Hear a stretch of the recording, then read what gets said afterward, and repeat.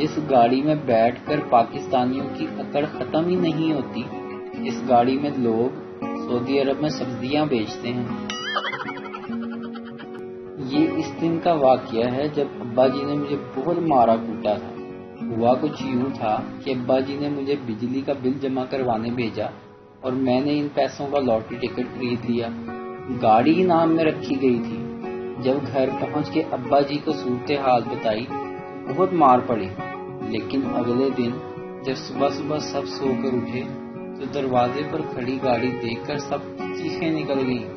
سب سے زیادہ میری چیخیں بلند تھیں، کیونکہ گاڑی واپڈا والوں کی تھی جو میٹر کاٹنے آئے تھے۔ ابا جی نے دوبارہ مجھے کٹا۔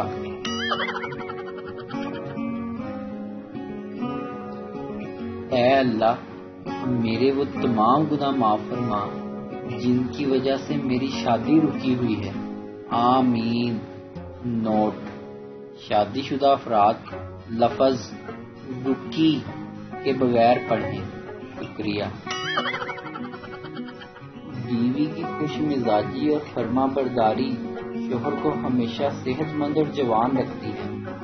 خبردار، یاد رکھیں، ایسی بیویاں صرف افسانوں میں ہوتی ہیں۔ اپنی صحت کا خود خیال رکھیں۔